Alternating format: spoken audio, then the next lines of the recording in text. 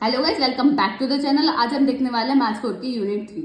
Unit 3 में हम क्या करेंगे, मोस्ट इंपोर्टेंट टॉपिक्स के क्वेश्चन को डिस्कस करेंगे, जो कि हमारे पीवाईक्यूज यानी पिछले एकेटी में 2 से 3 साल में जो भी क्वेश्चन जिस भी टॉपिक से आया वो हम उसमें इस वीडियो में हम डिस्कस करने वाले हैं। तो आप इसमें यूनिट 3 में सिर्फ और सिर्फ आप ये क्वेश्चन को कर लें तो आपकी यूनिट 3 काफी अच्छे से हो जाएगी, जिससे आपके पीवाईक्यूज क्वेश्चन भी आपके कवर हो जाएंगे। तो आपकी इसमें अगर मैथ्स 4 में बैक है तो आपके लिए ये सफिशिएंट है, आप इसको देख सकते हैं और बैक आपकी बहुत इजीली क्लियर हो जाएगी। बस आप थोड़ा कॉन्सेप्ट को याद रखें, थोड़ा फॉर्मूले। ये जो यूनिट है ये हमारी बहुत फॉर्मूला बेस्ड है, तो इस यूनिट ये आप सबसे पहले अगर आपको यूनिट करना है तो आप यूनिट 3 करें, जो कि बहुत इजी यूनिट है। सिर्फ आपको इसमें फॉर्मूले याद होने चाहिए, सिर्फ फॉर्मूले में पुट करनी है वैल्यू और फिर आपको इजीली आंसर मिल जाएगा। तो करते हैं वीडियो को स्टार्ट, बढ़ते अपने पहले टॉपिक की तरफ। कैलकुलेट, जो कि हमारा 21 में 10 नंबर में पूछा गया था। अब क्वेश्चन था क्या, calculate the first 4 central movement about mean of the following data. आपको first 4 central movement about mean निकालना था, जो कि हमें ये डेटा गिवन था। अब जब भी आपको फर्स्ट 4 बोले, 3 बोले, 2 बोले, सेंट्रल मूवमेंट अबाउट मीन, जहां पे भी टर्म आएगी आपको ये देखना, जहाँ पे भी आपकी टर्म आएगी कि सेंट्रल मूवमेंट अबाउट मीन, वहां आपको क्या देखना है कि हमारा फॉर्मूला क्या लगेगा। सबसे पहले आपको फॉर्मूला पता होना चाहिए। तो फॉर्मूला है क्या, फॉर्मूला हमारा mu equal to F X minus x bar upon N. ये क्या है, हमारा एक्स बार क्या है, यह हमारा फ्रीक्वेंसी है, ठीक है। अपॉन एन क्या है, यहाँ एन होता है summation of F. Summation of F यानी जो भी हमें फ्रीक्वेंसी गिवन है उनका अगर हम सम करेंगे तो वो हमारा क्या बन जाएगा, कैपिटल एन। ये जो हमारी पावर है एन, ये हमारी क्या रिप्रेजेंट करते हैं कि फर्स्ट मूवमेंट अबाउट मीन निकालना तो एन की value 1, second movement about mean निकालना तो एन की value 2, third movement about mean निकालना तो एन की value 3, fourth movement about mean निकालना तो एन की वैल्यू 4। तो अब सबसे पहले हमें डेटा के हिसाब से हमें क्या क्या चाहिए, हमें एक्स बार चाहिए, एन चाहिए, एक्स चाहिए, तो ये सब निकालते हैं पहले। तो ये हमें सबसे पहले फिर क्या करना है, इसके सॉल्यूशन में आपको एक टेबल बनानी है। जो भी आपको गिवन डेटा एक्स गिवन है, एक्स आपको लिखना है, फिर आपको क्या लिखना है, फ्रीक्वेंसी, जो भी आपको फ्रीक्वेंसी गिवन है। अब सबसे पहले आपको क्या चाहिए, N, capital N. Capital N क्या होता है, हमारा फ्रीक्वेंसीज का सम। तो हमने सारी फ्रीक्वेंसीज का सम किया तो वो हमारे कितना है, 256। अब सबसे पहले जैसे मैंने आपको बताया कि एक्स बार क्या होता है, यहाँ मीन होता है। तो जब भी हमारी फ्रीक्वेंसी गिवन हो तो हमारा मीन का फॉर्मूला क्या होता है, मीन का फॉर्मूला होता है x bar equal to summation of x into F upon N, यानी एक्स और एफ की मल्टीप्लाई करेंगे और कैपिटल एन से डिवाइड कर देंगे। तो हमें मीन निकालने के लिए क्या चाहिए, एक्स और एफ बार की मल्टीप्लाई करेंगे और आप डिवाइड कर देंगे एन से। तो एक्स और एफ की मल्टीप्लाई करेंगे, जो भी हमें गिविंग डेटा है उसमें पहले एक्स और एफ निकाला हमने, तो 1 इंटू 0 0, 1 इंटू 8 8, इस तरीके से मैंने एक्स इंटू एफ निकाला। तो उसका जब हम सम करेंगे तो 1080 आएगा, ठीक है। अब मैंने सबसे पहले उसके बाद क्या निकाला, मीन निकाला। तो summation of x into F कितना है, 1080 upon capital N. Capital N क्या है, हमारा फ्रीक्वेंसीज का सम। फ्रीक्वेंसीज का सम कितना है, 256। अब इसको डिवाइड करेंगे तो एक्स बार क्या है हमारा 4.21, ठीक है। अब मुझे क्या निकालना है, फर्स्ट 4 सेंट्रल मूवमेंट निकालना है, यानी म्यू1 निकालना है, म्यू2 निकालना है, म्यू3 निकालना है, म्यू4 निकालना है। अब म्यू1 का फॉर्मूला क्या होगा, म्यू1 का फॉर्मूला होगा F into X minus x bar की पावर 1 अपॉन एन, ठीक है। अब मुझे क्या चाहिए, एक्स माइनस एक्स बार चाहिए, फिर उसकी मल्टीप्लाई किसमें करेंगे, हम फ्रीक्वेंसी में करेंगे। तो सबसे पहले मैंने क्या निकाला, एक्स माइनस एक्स बार निकाल लिया। एक्स हमें पता है 0, एक्स बार क्या है मेरा 4.21, जो कि हमारा मीन है, जो कि हम यहाँ निकाल चुके हैं। एक्स बार 4.21, तो एक्स में से हम माइनस करते रहेंगे 4.21 को। तो मैंने माइनस करा 0 माइनस 4.21 माइनस 4.21, इसी तरीके से माइनस किया, तो मैंने एक्स माइनस एक्स बार मैंने सबका निकाल लिया। अब फर्स्ट सेंट्रल मूवमेंट के लिए मेरे को क्या चाहिए, एफ इंटू, अगर म्यू1 निकालना है तो क्या चाहिए, F into X minus x bar upon N, यानी एक्स माइनस एक्स बार में फ्रीक्वेंसी की मल्टीप्लाई करेंगे तो हम मेरा ऊपर वाला पार्ट आ जाएगा।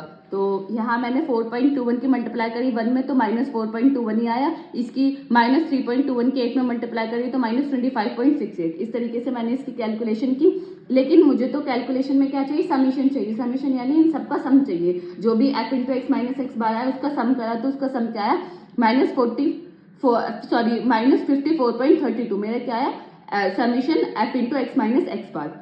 अब मेरे को म्यू1 निकालना है, म्यू1 F into X minus x bar की पावर 1, क्योंकि फर्स्ट सेंट्रल मूवमेंट निकालना है, तो एन की वैल्यू क्या होगी 1। तो यहाँ मैंने वैल्यूज रखी माइनस 4.32 अपॉन एन क्या है हमारा 256। एन याद रखिए, जब भी फ्रीक्वेंसी गिवन हो जो हमारा कैपिटल एन होता है वो क्या होता है, समीशन ऑफ फ्रीक्वेंसीज। तो माइनस 54.32 अपॉन 256, तो ये मेरा म्यू1 क्या आएगा, माइनस 0.21। अब मुझे म्यू2 निकालना है। म्यू2 निकालने के लिए मुझे क्या करना पड़ेगा, एक्स माइनस एक्स बार जो है उसका पहले होल स्क्वायर करना पड़ेगा, फिर उसकी मल्टीप्लाई करेंगे एफ के साथ, फिर उन सबका समीशन जो आएगा वो उसको हमें यहाँ लिखना है।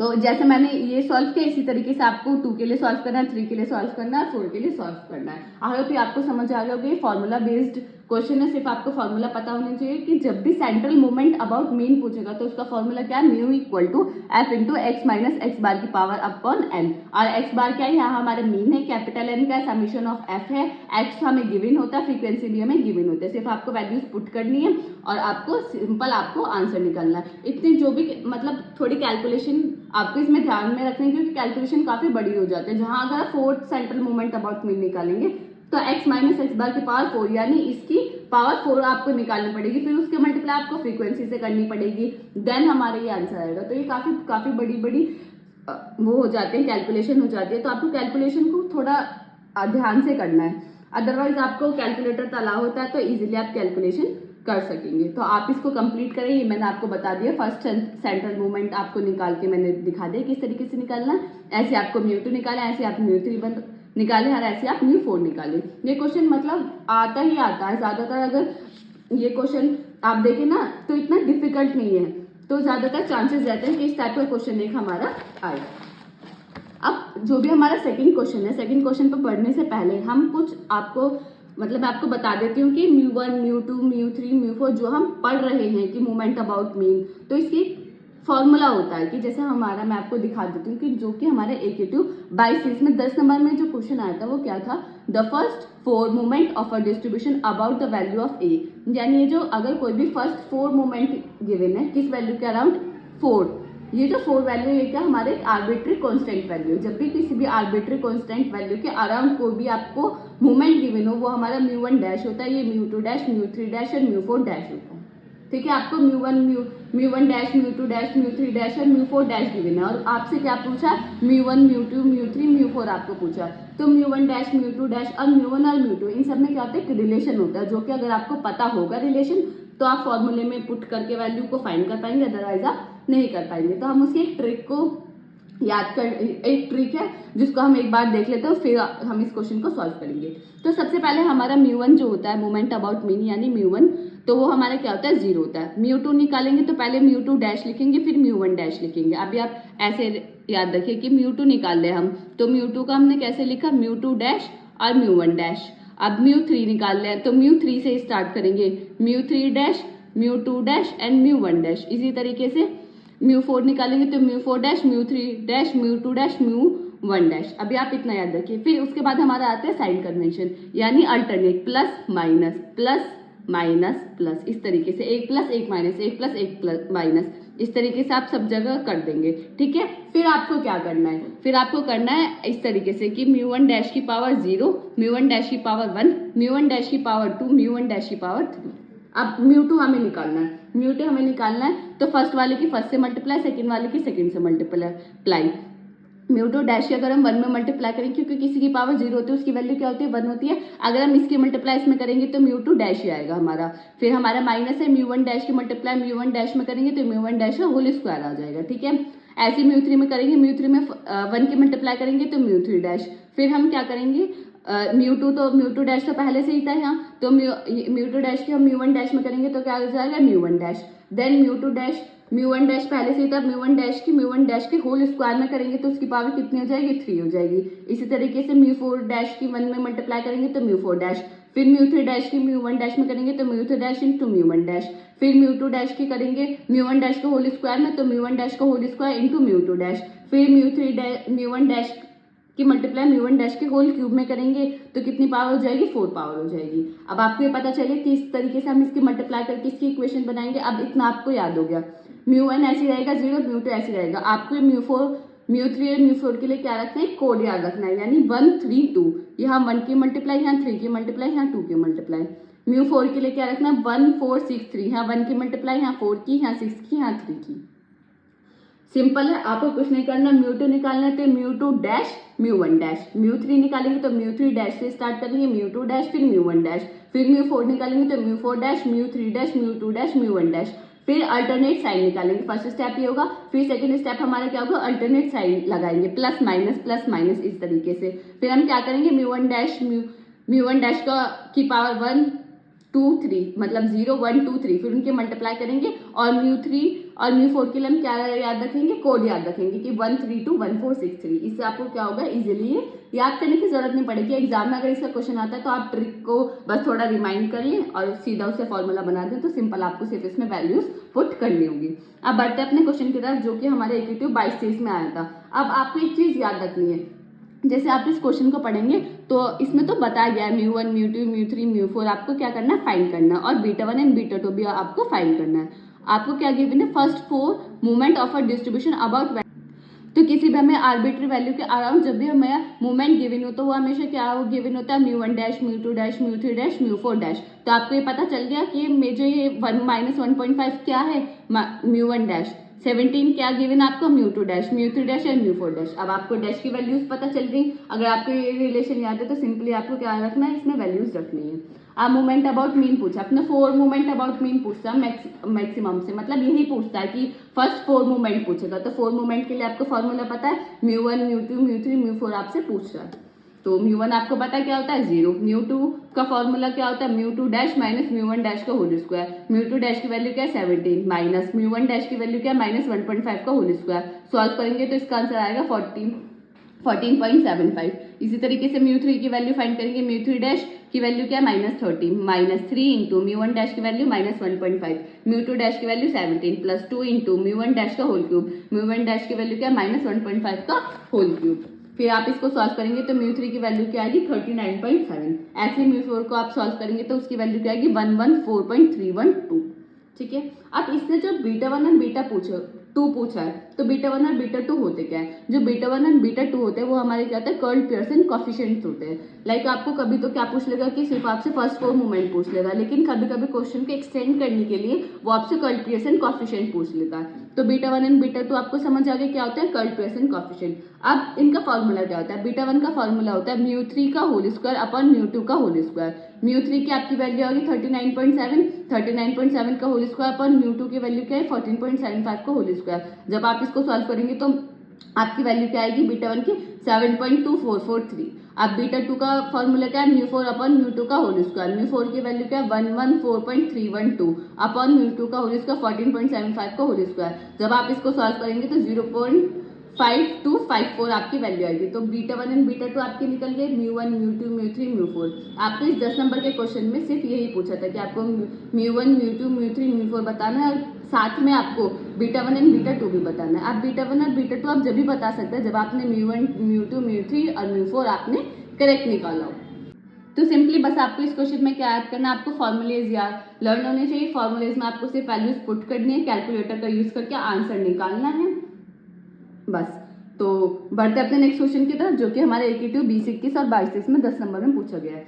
तो using method of least square method का आपको यूज करना है और इस कर्व में इस डेटा को फिट करना है। ठीक है, एक क्वेश्चन ये था। नेक्स्ट क्वेश्चन क्या है, इसी कई यानी ये तो 20-21 में ये पूछा गया था, 22-23 में ये पूछा गया था कि आपको पैराबोलिक कर्व में जो पैराबोलिक की इक्वेशन होती है उसकी जो सेकंड डिग्री है उसमें आपको ये डेटा फिट करना है। तो डेटा हम किस तरीके से फिट करते हैं, ज्यादातर अगर कोई भी क्वेश्चन आता है रिलेटेड, आपको या तो कर्व गिवन होंगे या आपको कर्व बताएगा। जैसे हम बताया कि पैराबोलिक कर्व है, इलिप्टिक कर्व है या कोई और सा कर्व है, तो या तो वो आपको स्पेसिफाई करेगा कि आपको इस कर्व में या इस डिग्री के कर्व में आपको ये डेटा फिट करना है, अदरवाइज या वो आपको इस तरीके से कर्व की इक्वेशन देगा। तो हम दोनों तरीके से देखते हैं कि वो हम किस तरीके से सॉल्व करेंगे। ज्यादातर जो क्वेश्चन आते हैं वो इससे आने के चांसेस रहता है, ये इंपॉर्टेंट है और इसका जो मेथड है वो मेनली हर क्वेश्चन के लिए सेम होता है। तो इसके सॉल्यूशन में क्या है, हमें जो फर्स्ट वाला जो हमारे 20-21 में आया हुआ है उसमें हमें एक कर्व गिवन है y = a p की पावर x। कभी भी हमें कोई भी कर्व गिवन होता है तो हमारा क्या है उसमें वैल्यूज फाइंड करना। तो हम इसे किस तरीके से सॉल्व करेंगे, y = a b की पावर x। हम इसे किस तरीके से सॉल्व करेंगे, taking log on both side. हमने बोथ साइड क्या ले लिया, log y = log a b की power x। Simple, log m × n, log m + log n। Log की प्रॉपर्टी होती है कि दो चीज अगर मल्टीप्लाई में तो उनको हम किस में लिख सकते हैं, प्लस में लिख सकते हैं। तो log a + log b की पावर x। अब log b की पावर x log m की पावर n, एक फॉर्मूला होता है log m की पावर n, उसका फॉर्मूला होता है n log m, यानी जो भी पावर होती है वो आगे हो जाती है, log के साथ हम वो लिख देते हैं। तो पावर हमारी आगे हो गई x और क्या होगा log b। अब इसको हम जनरल एक इक्वेशन होते हैं जिससे हम इसे कल कंपेयर करेंगे तो y = a + bx। तो इससे हम y की वैल्यू निकालेंगे log y, ए की वैल्यू निकालेंगे log a, एक्स की वैल्यू निकालेंगे log b। क्योंकि आप देखेंगे ना, आप देखोगे इसके डेटा में तो आपको x और y के डेटा आपको गिवन है, तो आपको क्या करना है, स्मॉल x और स्मॉल y में इस इक्वेशन को कन्वर्ट करना है। उसके बाद आपको इसमें क्या करना है, वैल्यूज को रखना है, इक्वेशन बनेगी और उनको देन फाइंड करना है। तो यहाँ तक ये क्वेश्चन आपको आई होप समझ आ गया होगा। इसमें y की वैल्यू कैपिटल, a की वैल्यू कैपिटल, x की वैल्यू। अब ये जो हमारी पहली इक्वेशन है, तो हम इसमें हमेशा जो भी हमारी इक्वेशन बनती है हम उसमें हमेशा क्या करते हैं, समीशन लेते हैं, यानी दोनों बोथ साइड हम क्या लेंगे, सम लेंगे। तो अगर हम इस इक्वेशन में फर्स्ट टाइम सम लेंगे तो क्या हो जाएगा, summation y equal to A, summation A तो ऐसे रहेगा, समीशन यहाँ आ जाएगा, तो यहाँ हम क्या मान लेंगे कि n, यानी n टाइम्स वैल्यूज है यहाँ, हमें पता नहीं कितनी वैल्यू है इसके अराउंड, तो हमने क्या मान लिया n plus b summation of x। अब पहली बार आपने समीशन लिया, देन नेक्स्ट में आप क्या करेंगे, x की मल्टीप्लाई करेंगे, summation of x Y equal to a summation of x plus b summation of x square. इससे आप a, x और y की वैल्यूज निकालकर इस वैल्यू में पुट करेंगे तो आपका ये आंसर आ जाएगा। सिर्फ आपको मैंने ये सॉल्व करना बताया कि आपको इक्वेशन से किस तरीके से आप सॉल्व करेंगे, तो आप लॉग लेके उसको सॉल्व करेंगे। अब जो हमारा सेकंड पार्ट था उसमें पैराबोलिक की सेकंड इक्वेशन के लिए उसने पूछा था कि पैराबोलिक सेकंड ऑर्डर पैराबोलिक को आपको इस डेटा को फिट करना है, तो आपको उससे पहले पैराबोलिक की इक्वेशन पता होनी चाहिए। तो पैराबोला की इक्वेशन क्या होती है, y equal to A plus B x plus C x square. अगर आपको ये नहीं पता है, लाइक यहाँ तो मैं क्या करा रही हूँ, यहाँ मैं आपको PYQ सॉल्यूशन करा रही हूँ, मोस्ट इंपॉर्टेंट क्वेश्चंस जो भी हैं मैं उनको सॉल्व कर रही हूँ। अगर आपको ये सब नहीं पता है तो आप देख सकते हैं मल्टी आइटम प्लस पर आपको क्या इसकी प्लेलिस्ट ऑलरेडी है इसमें, जिसमें मैंने यूनिट 3 आपको काफ़ी अच्छे से कराई, काफ़ी डिटेल में आपको उसमें मैंने पैराबोलिक, एलिप्टिक सबकी इक्वेशंस आपको स्टार्टिंग से बताई हैं। तो अगर आपको ये इतना याद नहीं हो रहा है या आपको लग रहा है कि मुझे ये सब चीज़ें पहले से ही पता होनी चाहिए, तो आप उस वीडियो को चेकआउट कर सकते हैं, उस वीडियो को जाके आप एक बार देखें, देन आप उस पे आएंगे तो आपको काफ़ी अच्छे से और अच्छे से समझ आएगा। तो आपको पैराबोलिक की सेकेंड डिग्री की इक्वेशन पता होनी चाहिए, जो कि हमारी क्या, y इक्वल ए प्लस बी एक्स प्लस सी एक्स स्क्वायर। अब ये मैंने आपको बता दिया कि ये होती है। अब फर्स्ट स्टेप मैंने आपको क्या बताया कि इसमें हम दोनों साइड समीशन लेते हैं, यानी summation of y equal to A, जिसके साथ कुछ नहीं होता वहाँ हम क्या मानते हैं n, plus b summation of x plus c summation of x square. ये क्या बन गया, हमारी इक्वेशन नंबर फर्स्ट। ठीक है, देन हमने क्या करा, मैंने आपको क्या बताया, सबसे पहले हम समीशन लेंगे, फिर x की मल्टीप्लाई करेंगे, फिर एक्स स्क्वायर की मल्टीप्लाई करेंगे। ठीक है, फिर हमने किसकी मल्टीप्लाई करी, फिर हमने करी x की मल्टीप्लाई। तो summation of x Y equal to A summation of x plus b summation of x square plus c summation of X cube. भी हमारी क्या बन गई, सेकेंड इक्वेशन बन गई। देन थर्ड में हम क्या करेंगे, पहले समीशन लेंगे, फिर x की मल्टीप्लाई, फिर एक्स स्क्वायर की multiply. Summation of x square of y equal to A summation of x square plus b summation of X cube plus c summation of X की पावर 4। ये हमारी क्या बन गई, इक्वेशन नंबर 3 बन गई। अब आप इक्वेशन 1 और इक्वेशन 3 में आप देखेंगे आपको किस किस की जरूरत है, आपको X square, X cube, X की power 4, X Y, X square Y, इन सब की नीड है। तो मैंने पहले से कैलकुलेशन करके रखी हुई है, तो मैंने ये निकाली है, आप एक बार खुद से करें। कैलकुलेशन में मिस्टेक हो सकती है, अगर इसमें कोई भी कैलकुलेशन में मिस्टेक है उसके लिए सॉरी, आप एक बार क्रॉस चेक जरूर कर लें, क्योंकि मिस्टेक्स होने के ज़्यादा चांसेस, मिस्टेक होने के चांसेस रह जाते हैं। अब आपने ये देखा कि हमने सिर्फ और सिर्फ कहाँ तक निकाल ली, हमने फर्स्ट सेकेंड थर्ड इक्वेशन ही निकाली, क्योंकि हमें किस किस की वैल्यू, आप देखोगे सेकंड पैराबोला में आपके कितने वैल्यूज आएंगे, आपको ए की वैल्यू चाहिए, बी की वैल्यू चाहिए, सी की वैल्यू। हमने अपने यहाँ देखा कि हमने 3 इक्वेशन बनाए, 3 इक्वेशन हमने किससे बनाए, क्योंकि हमें ए, बी और सी की वैल्यू फाइंड करनी थी, तो कम से कम 3 वेरिएबल्स के लिए हमें 3 इक्वेशन तो बनानी पड़ेंगी, तो इसलिए हमने सिर्फ और सिर्फ एक्स स्क्वायर तक गए। अब वो डिपेंड करता है क्वेश्चन के ऊपर कि कहाँ तक जाना है। ठीक है, अब हमने क्या किया, अब हमने इन सबकी वैल्यूज निकाली, वाई की कर ली, उसका समीशन कर दिया, तो वो कितना है 12.9। ए, तो ऐसी ए की वैल्यू तो हमें निकालनी है, एन क्या है हमारा 5 की, एक्स एन क्या होता है हमारा कि हाँ हमें कितनी कैपिटल एक्स की कितनी वैल्यू गिवन है, 0 1 2 3 4, तो 5 ही, 0 से 4 तक हमारी वैल्यूज कितनी हुई, हमारी 5। तो हमारा एन निकलता है, स्मॉल एन हमारा रिप्रेजेंट करता है कैपिटल एक्स के, हमें कितने वैल्यूज गिवन है। प्लस बी तो हमें निकालना समीशन ऑफ एक्स का समीशन किया, प्लस सी हमें निकालना एक्स स्क्वायर का समीशन किया, वो हमारा 30 आया। इसी तरीके से हमने तीनों इक्वेशन बना ली। अब आपको क्या करना है, सिर्फ और सिर्फ इस इक्वेशन से आपको फाइंड करना है ए बी सी की वैल्यू, जो कि आपके पास कैलकुलेटर अलाउ होता है, आप कैलकुलेटर का यूज करके ए बी सी की वैल्यू को फाइंड करें। और जो हमारे पैराबोलिक की इक्वेशन थी y equal to A plus B x plus C x square, इसमें ए बी सी की वैल्यू रख दे, तो आपका क्या आ जाएगा, आंसर आ जाएगा और आपको पूरे 10 मार्क्स इसमें मिल जाएंगे। तो सिंपली आपको कुछ नहीं करना, सिर्फ आपको सेकंड पैराबोला की इक्वेशन पता होनी चाहिए। उसमें पहला स्टेप क्या है कि दो बोथ साइड हमें क्या लेना होता है, समीशन लेना होता है, फिर एक्स की मल्टीप्लाई करेंगे, फिर एक्स स्क्वायर की मल्टीप्लाई करेंगे, इक्वेशन में सिर्फ इनकी वैल्यूज रख देंगे। जो आपके पास कैलकुलेटर है, कैलकुलेटर से आप जो इक्वेशन वाला है उसको सॉल्व इजीली कर सकते हैं। उसे सॉल्व करके आप ए बी सी की वैल्यू को फाइंड करें और इस इक्वेशन में रख दे y equal to a plus B x plus C x square. तो ये क्वेश्चन आपको आ गया होगा। आई होप ये आपको समझ आ गया होगा। ये मतलब ये भी इतना डिफिकल्ट नहीं था, सिर्फ आपको पता होना चाहिए। अगर आपको पता है तो आप बहुत इजीली इसको सॉल्व कर पाएंगे। अभी आप एबीसी की वैल्यू निकालें, आप कमेंट सेक्शन में मेरे को बताएं कि एबीसी की वैल्यू आपकी क्या आई है। तो बढ़ते अपने नेक्स्ट क्वेश्चन की तरफ, जो कि हमारा AKTU 21/22 में 10 नंबर में पूछा गया था। अब वो था क्या, fit a parabolic curve of regression y on x to the following data. आपको क्या करना है, फिट करना है इस कर्व को रिग्रेशन के थ्रू y ऑन x। ये दो टाइप के होते हैं, y ऑन x और x और y, x ऑन y। तो आपको इनके फॉर्मूले लर्न होने चाहिए। सिंपल, ये भी फॉर्मूला बेस्ड है, इसमें भी आपको सिर्फ फॉर्मूला याद होने चाहिए। तो आपको सबसे पहले क्या पता होना चाहिए कि y ऑन x की भी कभी भी हमें गिवन होता है तो हम किस तरीके से निकालेंगे। तो उसका फॉर्मूला होता है, उसका फॉर्मूला ये होता है y minus Y bar equal to B Y X X minus x bar. अब y बार आपको पता है क्या है, वो मीन, x बार क्या है आपको पता है, मीन है। लेकिन y ऑन x क्या होता है, इसका आपके एक अलग से फॉर्मूला होता है। तो हमें जब y ऑन x निकालना हो तो उसका फॉर्मूला कहता है n summation of x y minus summation of x into summation of y upon n into summation of x square minus summation of x का होल स्क्वायर। तो आपको क्या चाहिए, एक्स वाई की मल्टीप्लाई का सम चाहिए और एक्स स्क्वायर का सम चाहिए और एक्स का सम चाहिए और उसको होल स्क्वायर करना है। तो ये जो हमें गिवन डेटा एक्स और वाई हमें ऑलरेडी गिवन है, तो सबसे पहले हमें क्या निकालना है, x into y 1.1 into 1.0 1.1 1.3 into 1.5 1.95। इस तरीके से एक्स वाई निकाल दिया। फिर हमें क्या चाहिए, एक्स स्क्वायर, फिर हमने एक्स स्क्वायर निकाला। फिर इन सब का हमें क्या करना है, सम करना है। तो x का सम किया 7.5, y का सम किया 16.2, एक्स वाई का सम किया 47.65, एक्स स्क्वायर का सम किया 50.75। और हमारा जो स्मॉल n है वो हमें क्या रिप्रेजेंट करता है कि हमारा जो गिवन डेटा है उनकी काउंटिंग क्या है, यानी हमें कितना गिवन डेटा है 1 2 3 4 5 6 7, यानी n की स्मॉल n की वैल्यू क्या है हमारी 7।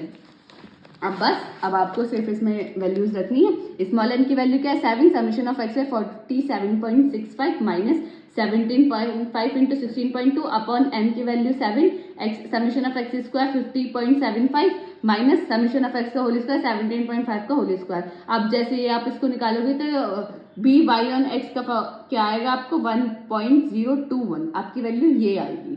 ठीक है, सिंपल, आपको सिर्फ फॉर्मूला याद होना चाहिए। फॉर्मूले में आपको वैल्यूज क्या करनी है, पुट करनी है सिर्फ और सिर्फ। आपने बी वाई एक्स निकाल लिया। अब आपको क्या चाहिए, वाई बार चाहिए और एक्स बार चाहिए। तो एक्स बार क्या होता है हमारा mean around value of x, और वाई बार क्या होता है मीन निकालना है हमारे around y value of y. तो उसका फॉर्मूला क्या है, x bar equal to summation of x upon n. Summation of x क्या हुआ 17.5 अपॉन एन, वैल्यूज कितनी है 7, तो एक्स बार क्या है 2.5। इसी तरीके से समीशन ऑफ वाई है 16.2 अपॉन एन क्या है हमारा है 7 आएगा, सॉरी यहाँ 7 आएगा, तो ये आएगा 3.24। अब सिंपल आपको क्या करना है, अब आपकी वैल्यूज आ गई, अब आपको इनको फॉर्मूले में पुट करना है जो भी हमारा गिवन फॉर्मूला है। तो जब हम इसे फॉर्मूले में पुट करेंगे, यहाँ में जो वाई बार की वैल्यू आएगी वो भी आएगी 2.3142, क्योंकि यहाँ हमने थोड़ा मिस्टेक हो गई है। तो हमारी क्या वैल्यू आएगी 2.3142। ठीक है, अब सिंपल आपको वाई बार की वैल्यू पता चली गई, एक्स बार की है बी वाई एन एक्स। तो आई होप ये क्वेश्चन आपको समझ आ गया होगा। अगर वो बी वाई एन एक्स बोलता है तो आपको इस तरीके से आपको सॉल्व करना है। सिंपली आपका क्या फॉर्मूला बेस्ड क्वेश्चन है, आपको सिर्फ वैल्यूज का पता होना चाहिए कि किस तरीके से हमें वैल्यूज निकालनी है और क्या वैल्यूज का किस वैल्यू का क्या मीनिंग है, यानी एक्स बार हमारा क्या है, वाई बार क्या है, हमारा स्मॉल एन क्या है। तो बढ़ते अपने नेक्स्ट क्वेश्चन की तरफ, जो कि हमारा AKTU 2016-2018 में पूछा गया था। वो भी अब आप बताएंगे कि क्वेश्चन किसका है, क्योंकि ऐसा क्वेश्चन हम पहले भी डिस्कस कर चुके हैं।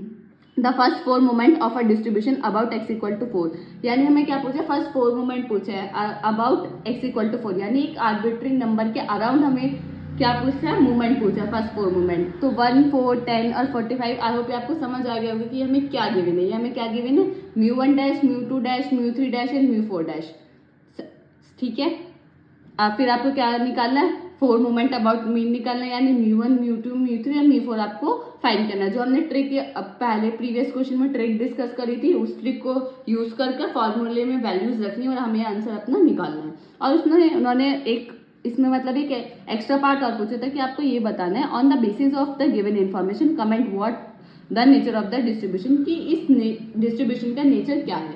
लैप्टोकर्टिक है, हाइपोकर्टिक है, प्लेटोकर्टिक है, प्लेटिकर्टिक है, यही आता है, मतलब 3 टाइप्स के होते हैं, तो वो क्या है तो आपको बताना था। तो A = 4 μ1 - 1 μ2 - 4 μ3 - 10 μ4 - 45। अब आपको सिंपल फॉर्मूला है, फॉर्मूले में आपको वैल्यूज रखनी है और μ1 μ2 μ3 μ4 की आपकी वैल्यू मिल जाएगी। बस इसमें आपको सिर्फ क्या करना था, इसमें ये पूछा था कि इसका नेचर कैसा है। नेचर के लिए आपको क्या निकालना पड़ेगा, बीटा 2 का फॉर्मूला क्या है, μ4/μ2 का होल स्क्वायर। μ4 की वैल्यू क्या है 26/μ2 की वैल्यू क्या है 3 का स्क्वायर 9। तो आप डिवाइड करेंगे तो 2.89 आएगा। 2.89 हमारे क्या छोटा है 3 से, तो इसका मतलब इसका नेचर क्या है, प्लेटिकर्टिक। ठीक है, अगर बीटा 2 की वैल्यू <3 आती है तो हमारे क्या होता है, प्लेटिकर्टिक होता है। तो इस क्वेश्चन में सिर्फ यही पूछा था, सिंपल आपको ये सॉल्व करना है। आई होप ये आपको समझ आ गया होगा। अब बढ़ते अपने नेक्स्ट क्वेश्चन की तरफ, जो कि हमारे AQT 2012-2017 में पूछा गया था। अब क्वेश्चन था क्या, the following data regarding the height and the weight of 100 college student is given. आपको हाइट और वेट के अकॉर्डिंग 100 कॉलेज का क्या गिवन है, डेटा गिवन है कि summation of x, summation of y, summation of xy, summation of x square, summation of y square. लेकिन आपको इसमें ये नहीं पता है कि y1 x निकालना है या आपको x1 y निकालना है, तो ये आपको खुद फाइंड करना पड़ेगा। आप उसने क्या बोला, the following data regarding the height उसने बताइए y and the weight x, यानी क्या पूछा, y ऑन x उसने पूछा है।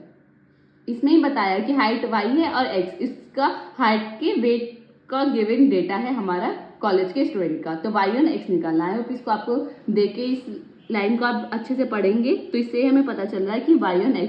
अगर ये क्या बोलता कि वेट पहले आ जाता, हाइट बाद में आ जाती, तो x ऑन y पूछा है, तो y ऑन x इसमें पूछा है। तो y ऑन x का सिंपल फॉर्मूला, जैसे कि हमने पहले ही ये ऐसा क्वेश्चन हम पहले ही डिस्कस कर चुके हैं। तो y ऑन x का फॉर्मूला क्या होता है, y - y bar equal to y bx x - x bar.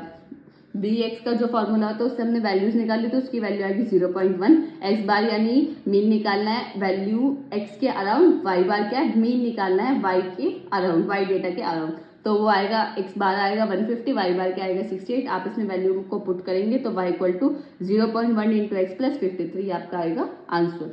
I hope ये क्वेश्चन हम पहले भी सेम डिस्कस कर चुके हैं, इसलिए मैंने आपको सिर्फ इसमें क्या बताया, सीधा आपको आंसर बताया है। और सिर्फ इसमें ये क्वेश्चन मैंने इसलिए आपको इस वीडियो में करा रही हूँ क्योंकि इसमें मतलब इसमें ये नहीं बताया गया था कि y ऑन x निकालना है या x ऑन y निकालना, तो वो भी आपको पता होना चाहिए कि अगर वो नहीं गिवन करे तो हम किस तरीके से उसको फाइंड करेंगे।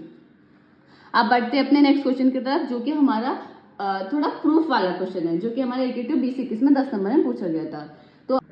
तो आपको इस क्वेश्चन को सॉल्व करने से पहले आपको पता होना चाहिए कि मोमेंट जनरेटिंग फंक्शन का फॉर्मूला क्या होता है। तो इसलिए मैंने पहले ही हाईलाइट करके आपको हम बता दें कि मोमेंट जनरेटिंग फंक्शन का फॉर्मूला क्या होता है। μx of t = summation of e⁻tx × fx। ये क्या होता है, हमारा मोमेंट जनरेटिंग फंक्शन का फॉर्मूला होता है। इसी फॉर्मूले को यूज करके हम क्या करेंगे, इसको ड्राइव करेंगे। अब हमारा क्या था question, find the moment generating function of the discrete binomial distribution given by, एक बाइनोमियल डिस्ट्रीब्यूशन आपको गिवन है NCX p⁻s q⁻n - x where q = 1 - p। q की वैल्यू क्या है, 1 - p है। Also find the first and second moment about the mean. आपको क्या find करना, फर्स्ट एंड सेकंड मोमेंट पूछा है अबाउट मीन। μ1 और μ2 पूछा है। आपको पता होना चाहिए कि मोमेंट जनरेटिंग फंक्शन में μ1 कैसे निकालता है, μ2 कैसे निकालता है। तो आपको इस क्वेश्चन को सॉल्व करने से पहले आपको पता होना चाहिए कि मोमेंट जनरेटिंग फंक्शन का फॉर्मूला क्या होता है। तो इसलिए मैंने पहले ही हाईलाइट करके आपको हम बता दें कि मोमेंट जनरेटिंग फंक्शन का फॉर्मूला क्या होता है। μx of t = summation of e⁻tx × fx। ये क्या होता है, हमारा मोमेंट जनरेटिंग फंक्शन का फॉर्मूला होता है। इसी फॉर्मूले को यूज करके हम क्या करेंगे, इसको ड्राइव करेंगे। अब हमारा क्या था question, find the moment generating function of the discrete binomial distribution given by, एक बाइनोमियल डिस्ट्रीब्यूशन आपको गिवन है NCX p⁻s q⁻n - x where q = 1 - p। q की वैल्यू क्या है, 1 - p है। Also find the first and second moment about the mean. आपको क्या find करना, फर्स्ट एंड सेकंड मोमेंट पूछा है अबाउट मीन। μ1 और μ2 पूछा है। आपको पता होना चाहिए कि मोमेंट जनरेटिंग फंक्शन में μ1 कैसे निकालता है, μ2 कैसे निकालता है, और ये भी पता होना चाहिए कि मोमेंट जनरेटिंग फंक्शन का फॉर्मूला क्या है।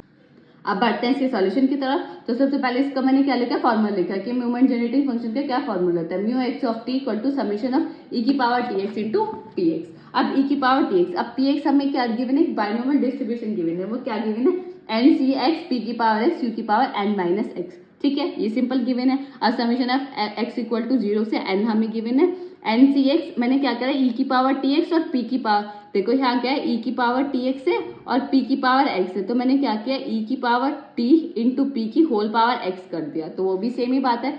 तो ये मैंने इस तरीके से लिख दिया इंटू क्यू की पावर एन माइनस एक्स। अब ये मुझे देखना है कि किसका फॉर्मूला बनना है। अगर आपने बाइनोमियल डिस्ट्रीब्यूशन पढ़ा होगा यानी 11th में, तो वहाँ हमें की फॉर्मूला पढ़ते हैं, ए प्लस जेड की पावर एन का फॉर्मूला होता है एन सी एक्स जेड की पावर एक्स ए की पावर एन माइनस एक्स। कुछ इस तरीके से की फॉर्म हमारी यहाँ बन रही है।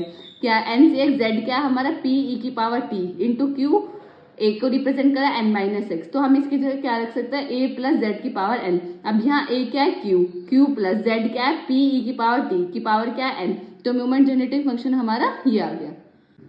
अब हमने इसमें क्या निकाला है, मोमेंट जनरेटिंग फंक्शन हमने फाइंड कर लिया। अब उसने क्या पूछा है, find first and second moment about mean, first और सेकंड मोमेंट निकालना अबाउट मीन। अब आपको पता होना चाहिए कि मोमेंट जनरेटिंग फंक्शन में हम फर्स्ट और सेकंड मोमेंट किस तरीके से निकालते हैं अबाउट मीन।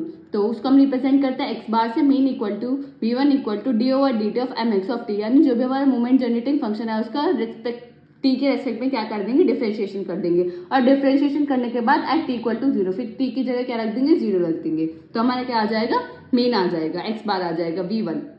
तो हमारा क्या है, एक्स की पावर एन, एक्स की पावर एन। अब हमें देखना है कि इसमें कौन सा फॉर्मूला लगेगा जब हम डिफरेंशिएशन करते हैं। तो जब भी किसी की पावर होती है एन में, तो हमारा फॉर्मूला लगता है एक्स की पावर एन का। एक्स की पावर एन का फॉर्मूला क्या होता है, एन एक्स की पावर एन माइनस 1। तो ये हमने x माना एक्स की पावर n, तो n आ गया क्यू प्लस पी ई की पावर टी की पावर n माइनस 1 इंटू, अब ये x हमने एग्ज्यूम किया है, x था तो नहीं, तो इंटू में जब हम करेंगे तो p ई की पावर t, यानी q तो कांस्टेंट है, ये 0 हो जाएगा, p कांस्टेंट है, p ऐसे रहेगा, e की पावर t का हमेशा इंटीग्रेशन क्या होता है, वो सॉरी डिफरेंशिएशन क्या होता है, e की पावर t। अब हमें क्या करना है, ये हमारा आ गया। अब हमें t की जगह क्या रखना है, 0 रखना है। तो यहाँ तो t है नहीं, e की पावर 0, e की पावर 0, किसी की पावर 0 तो उसकी वैल्यू क्या होती है, हमारी 1 होती है। तो यहाँ q प्लस पी की पावर n माइनस 1 बचा। इसी तरीके से e की पावर 0, उसकी वैल्यू क्या हो गई, हमारी 1 हो गई। तो अब हमें पता है कि हमें क्या गिवन है, q equal to 1 minus p है, तो यहाँ से हमें पता चल गया, तो p प्लस q की वैल्यू क्या है, हमारी 1 है। तो हमारा जो है p प्लस q बचा, इसकी वैल्यू हमने क्या रख दी, 1, तो 1 की पावर n माइनस 1 1 ही होगा। तो हमारा फर्स्ट मूवमेंट अबाउट मीन क्या गया, n इंटू पी एक्स बार। ठीक है, अब सेकंड मोमेंट हमें कैसे निकालना है, कि सेकंड टाइम एक बार और डिफरेंशिएशन करना है। तो यहाँ इसी वैल्यू का हम अगर एक और बार डिफरेंशिएशन कर दे तो हमारा सेकंड मोमेंट अबाउट मीन आ जाएगा। तो हमें किस तरीके से हमने इसका डिफरेंशिएशन करा, अब आप देखोगे ये दो टर्म है, q प्लस पी की पावर टी की power n minus 1 into P E की पावर टी।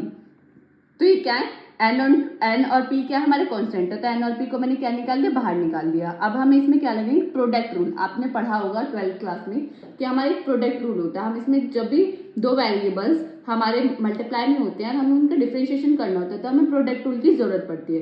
तो हम क्या लगेंगे, प्रोडक्ट रूल। प्रोडक्ट रूल क्या कहता है कि फर्स्ट वाला ऐसे ही सेकंड वाले का डेरिवेटिव प्लस सेकंड वाला ऐसे ही फर्स्ट वाले का डेरिवेटिव।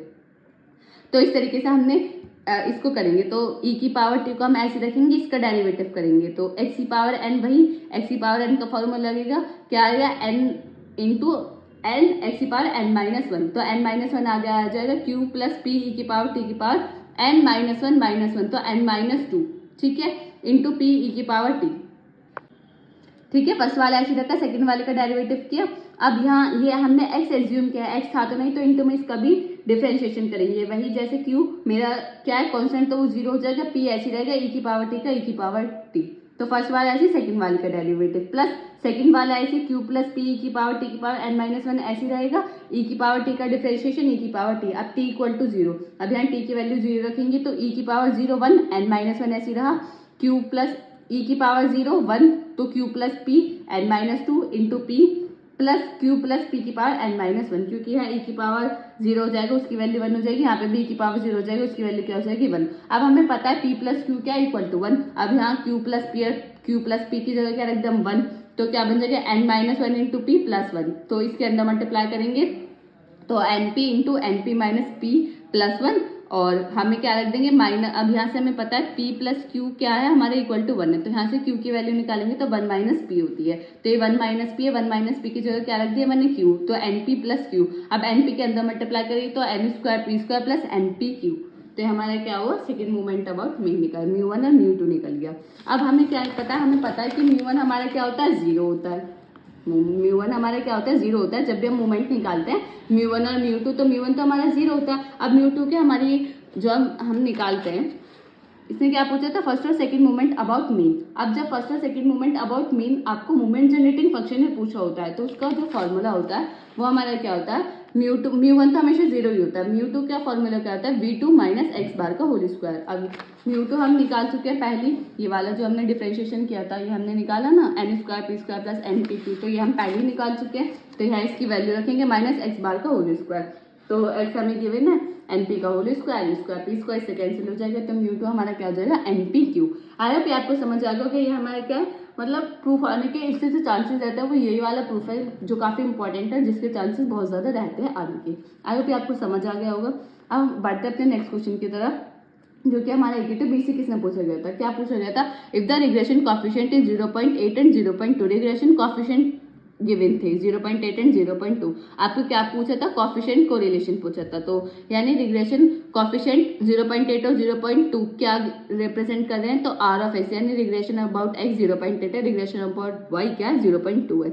अब इनका कोएफिशिएंट का जो फॉर्मूला होता है under root r of x into r of y, 0.8 इंटू 0.2 अंडर रूट 0.16, 0.16 से अंडर रूट करें तो 0.4, तो कोएफिशिएंट ऑफ कोरिलेशन क्या आ गया हमारा 0.4। आई होप ये क्वेश्चन आपको क्लियर होगा। यहाँ ये वीडियो फिनिश होती है, यहाँ हमने क्या डिस्कस किया, यहाँ हमने इंपॉर्टेंट जो क्वेश्चंस हैं जो पीवाईक्यूज में आए हुए हैं वो हमने सारे डिस्कस किए। यहाँ हमने 8 क्वेश्चन ऐसे इस वीडियो में आप देखेंगे तो यहाँ हमने इस यूनिट से 8 क्वेश्चन डिस्कस किए जो कि मोस्ट इंपॉर्टेंट क्वेश्चन थे। तो अगर ये वीडियो आपको अच्छी लगी है तो लाइक कमेंट शेयर करना ना भूलें। अगर आपको ये नोट्स चाहिए तो आप ज्वाइन कर सकते हैं हमारा टेलीग्राम चैनल, जिसका लिंक आपको डिस्क्रिप्शन में मिल जाएगा, आप वहाँ जाके बाय कर सकते हैं नोट्स। और मिलता है किसी अगली वीडियो में। Thank you for watching this video.